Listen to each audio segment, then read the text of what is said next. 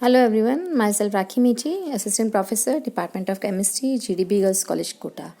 हमारा टॉपिक चल रहा है BSc part 2 paper 3 unit 2 thermodynamics second. आज उसमें हमारा टॉपिक है एंट्रोपी। ऊष्मागतिकी के द्वितीय नियम के अध्ययन के बाद एक ऐसे फलन की आवश्यकता अनुभव की गई जिसका प्रक्रमों की कसौटी के रूप में उपयोग किया जा सके। यह फलन भी अवस्था फलन होना चाहिए, अर्थात इसका मान तंत्र की अवस्था पर निर्भर ना करे कि प्रक्रम के पद पर इस फलन को एंट्रोपी कहे। इसे एस द्वारा व्यक्त करते हैं, परंतु इसकी परिभाषा इसमें अनंत सूक्ष्म परिवर्तन ds के रूप में दी जाती है।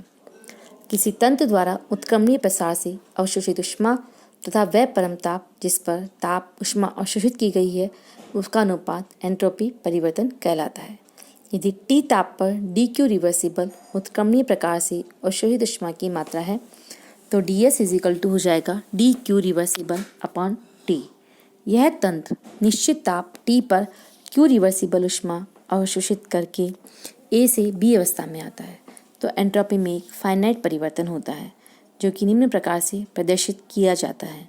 Delta S is equal to SB minus SA is equal to q reversible upon T। ऊर्जा के समान ही एंट्रोपी एक अवस्था फलन है, अतः ds और dE के समान यथा तथ अवकल होता है। इसे ऊष्मागतिकी चरांकों के रूप में pVT के रूप में व्यक्त किया जा सकता है। एंट्रोपी का मान तंत्र में उपस्थित द्रव्य की मात्रा पर निर्भर करता है, अतः एंट्रोपी एक मात्रात्मक गुण है। एंट्रोपी की जो इकाई है वो होती है कैलोरी पर डिग्री या जूल पर डिग्री। कभी कभी इसे एंट्रोपी इकाई में भी कहा जाता है। यह मात्रात्मक गुण है, अतः एक मोल पदार्थ के लिए एंट्रोपी की इकाई कैलोरी पर डिग्री पर मोल या जूल पर डिग्री पर मोल होती है। यह एंट्रोपी मोलर एंट्रोपी कहलाती है। एंट्रोपी की धारणा का गणितीय निरूपण। हम एंट्रोपी को मैथमेटिकली कैसे बता सकते हैं। Mathematical formulation of concepts of entropy. Carnot engine की दक्षता समीकरण है आपकी Q2 minus Q1 upon Q2 is equal to T2 minus T1 upon T2 या Q1 upon T1 is equal to Q2 upon T2 या हम जानते हैं कि Q2 plus T2 is plus minus Q1 upon T1 is equal to 0। उपरोक्त समीकरण में Q2 अवशोषित ऊष्मा है, धनात्मक चिन्ह तथा Q1 विसर्जित ऊष्मा है, इसलिए इसे हमने ऋणात्मक चिन्ह दिया। यदि Q1 और Q2 ऊष्मा विनिमय के रूप में नहीं माना जाए तो अवशोषण विसर्जन कुछ भी हो सकता है। उपरोक्त समीकरण को इस प्रकार से भी लिखा जा सकता है Q1 upon T1 plus Q2 upon T2 is equal to 0। चूँकि समीकरण 37 में एक पद समतापीय उत्क्रमणीय प्रक्रम और दूसरा रुद्धोष्म उत्क्रमणीय प्रक्रम कहलाता है तो Q अपॉन T पदों का बीजीय संकलन जो होता है या एल्जेब्रिक समीशन जिसे हम बोलते हैं वो 0 होगा। अब हमें एक बात से समझते हैं। मान लीजिए कि जो ABE आपको डायग्राम में दिखाया गया वो एक उत्क्रमणीय चक्रीय प्रक्रम है जिसमें अवस्था A से B में तथा वापस अवस्था A में उत्क्रमणीय रूप से परिवर्तित होता है। चक्र ABA को छोटे छोटे कार्नो चक्रों का समूह माना जाता है, अर्थात संपूर्ण चक्र समतापी एवं रुद्धोष्म प्रक्रमों की श्रेणी है। प्रत्येक कार्नो चक्र के लिए ज्ञात है कि Q1 upon T1 plus Q2 upon T2 is equal to 0। अतः उत्क्रमणीय चक्र ABA के लिए उपरोक्त समीकरण को sigma Q upon T is equal to 0। यदि परिवर्तन अनंत सूक्ष्म हो तो समीकरण जो होगी वो हो जाएगी आपकी sigma DQ upon T is equal to 0। चूँकि संपूर्ण चक्र में दो पदों AB और BA से बना है, अतः समीकरण को इस प्रकार भी लिखा जा सकता है sigma delta DQ upon T is equal to A से B DQ upon T plus B to A DQ upon T is equal to 0। यहाँ A से B DQ अपॉन T से A से B में समस्त DQ अपॉन T पदों का संकलन तथा B to A DQ upon T B से A में समस्त DQ अपॉन T पदों का संकलन है।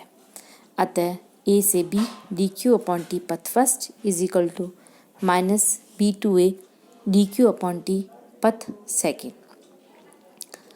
या AB to A DQ upon T पथ first is equal to minus A to B DQ upon T पथ सेकेंड। इस समीकरण से ये स्पष्ट है कि A to B DQ upon T एक निश्चित राशि है जिसका मान परिवर्तन के पथ पर निर्भर नहीं करता है, बल्कि अवस्था ए तथा बी पर निर्भर करता है। अतः यह राशि एक अवस्था फलन है और यह फलन एंट्रोपी कहलाती है। एंट्रोपी एक स्टेट फंक्शन है। Delta S is equal to S B minus S A is equal to A to B D Q upon T. यहाँ ये ध्यान रखना आवश्यक है कि ऊष्मा डी क्यू का अवशोषण उत्क्रमणीय ढंग से ही होना चाहिए। Delta S is equal to A to B D Q upon T. प्रत्येक अनंत सूक्ष्म परिवर्तन के लिए D S is equal to होता है D Q reversible upon T. चूँकि डेल्टा एस एंट्रोपी में एक फाइनाइट चेंज है तो delta S is equal to हो जाएगा क्यू रिवर्सिबल अपॉन टी। तंत्र द्वारा अवशोषित ऊष्मा धनात्मक होती है, अतः एंट्रोपी परिवर्तन भी धनात्मक होगा। अतः तंत्र की एंट्रोपी ऊष्मा की अवशोषण के साथ बढ़ेगी और ऊष्मा विसर्जित होने पर घटेगी। रुद्धोष्म प्रक्रमों में अवशोषित ऊष्मा शून्य होती है, अतः एंट्रोपी परिवर्तन भी शून्य होगा। इन्हीं हम बोलते हैं सम entropic process, iso entropic process. अब नेक्स्ट है हमारा समतापी रूपांतरण में एंट्रोपी परिवर्तन, entropy change in isothermal transformation. समतापी रूपांतरणों जैसे आदर्श गैस का समतापी प्रसार, प्रावस्था रूपांतरण आदि में एंट्रोपी परिवर्तन की गणना की जा सकती है। इसके लिए हमको संबंधित रूपांतरण प्रक्रम में अवशोषित ऊष्मा की मात्रा ज्ञात करनी होती है। यहाँ पर ध्यान रखना चाहिए कि प्रक्रम उत्क्रमणीय ढंग से रूपांतरित हो। सबसे पहला हम पढ़ते हैं entropy change in isothermal expansion of an ideal gas. Adarsh gas के समतापी प्रसार में एंट्रोपी परिवर्तन। मान लीजिए कि एक आदर्श गैस के n मोल का समतापी उत्क्रमणीय प्रसार किया जाता है। इस प्रसार में गैस की आंतरिक ऊर्जा में कोई परिवर्तन नहीं होगा, तो delta E is equal to zero. Delta E is equal to zero जब हम थर्मोडायनेमिक्स के फर्स्ट लॉ में रखते हैं तो delta E is equal to Q minus W होता है फर्स्ट लॉ। तो Q is equal to W, जहाँ क्यू अवशोषित ऊष्मा है, डब्ल्यू प्रसार कार्य है, तो Q reversible is equal to W. यदि गैस का प्रसार निश्चित ताप T पर आयतन V1 से V2 तक किया जाता है तो W is equal to nRT log V2 upon V1 या Q reversible is equal to nRT log V2 upon V1। Entropy में जो परिवर्तन है वो है आपका delta S is equal to Q reversible upon T। तो delta S is equal to हो गया आपका nRT log V2 upon V1 upon T, या delta S is equal to हो गया आपका nR log V2 upon V1 या delta S is equal to 2.303 nR log V2 upon V1। तो ये हमने पढ़ा आदर्श गैस के समतापी प्रसार में एंट्रोपी परिवर्तन। अब नेक्स्ट हम पढ़ेंगे भौतिक प्रावस्था में एंट्रोपी परिवर्तन। भौतिक प्रावस्था में परिवर्तन पर entropy change in physical state.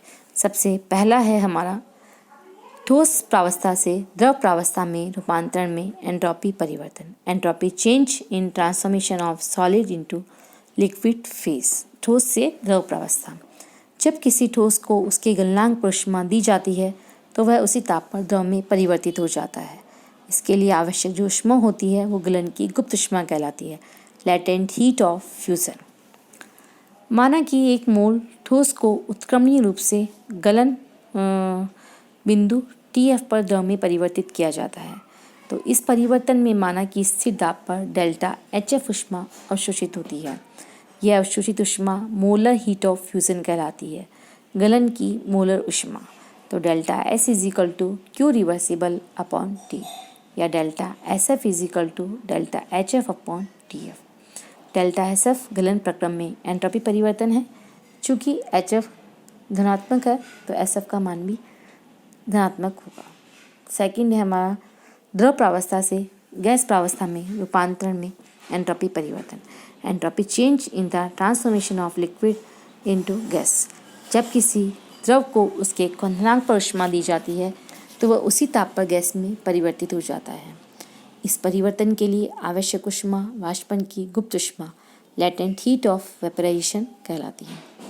मानो कि एक मोल द्रव को उत्क्रमणीय रूप से क्वथनांक TB पर गैस में परिवर्तित किया गया। इस परिवर्तन में माना कि स्थिर दाब पर डेल्टा HV ऊष्मा एब्जॉर्ब होती है। यह अवशोषित ऊष्मा वाष्पन की मोलर ऊष्मा कहलाती है, मोलर हीट ऑफ वेपराइजेशन। तो delta S is equal to Q reversible upon T, या delta S V is equal to delta H V upon T B, तो delta S V is equal to वाष्पन प्रक्रम में entropy परिवर्तन। Third है आपका एक क्रिस्टलीय अवस्था से दूसरी क्रिस्टलीय अवस्था में एंट्रोपी परिवर्तन। यदि 1 मोल ठोस संक्रमण ताप पर एक क्रिस्टलीय अवस्था से दूसरी क्रिस्टलीय अवस्था में परिवर्तित हो तो अवशोषित या उत्सर्जित ऊष्मा संक्रमण की मोलर ऊष्मा कहलाती है, मोलर हीट ऑफ ट्रांजिशन कहलाती है। यदि डेल्टा एस टी संक्रमण ऊष्मा तथा एच T1 संक्रमण ताप हो तो मोलर एंट्रोपी परिवर्तन को निम्न प्रकार से लिख सकते हैं, delta S T is equal to delta H T upon T. ताप और आयतन के फलन के रूप में entropy as a function of temperature and volume. जैसा कि हम बता चुके हैं कि एंट्रोपी एक अवस्था फलन है। इसका मान किसी भी शुद्ध पदार्थ के 3 ऊष्मागतिकी चरांकों में से 2 चरांकों द्वारा निर्धारित किया जाता है। माना कि entropy is a function of temperature and volume, तो S is equal to T and V। पूर्ण अवकलन करने पर ds is equal to delta S upon delta TV dt plus delta S upon delta V dV। प्रथम नियम के अनुसार delta E is equal to Q reversible minus W। Q reversible is equal to होता है आपका TdS और W is equal to होता है PdV। तो DE is equal to TdS minus PdV। E is also function of volume and temperature, तो E is equal to function of T and V। पूर्ण अवकलित किया तो DE is equal to delta E upon delta TV dt plus delta E upon delta T dV। DE का मान हम समीकरण से रखते हैं, तो TdS minus PdV is equal to delta E upon delta TV dt plus delta E upon delta T dV। तो ds is equal to 1 upon T delta E upon delta TV dt plus 1 upon T delta E upon delta T plus P dV। तो ये दोनों ही समीकरण entropy परिवर्तन T तथा V के रूप में प्रदर्शित करती हैं, अतः दोनों समीकरण समरूप है। तो इन दोनों समीकरण का हम कंपैरिजन कर सकते हैं। तो ये हमने पढ़ा entropy as a function of temperature and volume, और डिफरेंट फेजेस में एंट्रोपी के बारे में भी हमने पढ़ा। तो आज हम पूरा एंट्रोपी के बारे में टॉपिक कवर किया है।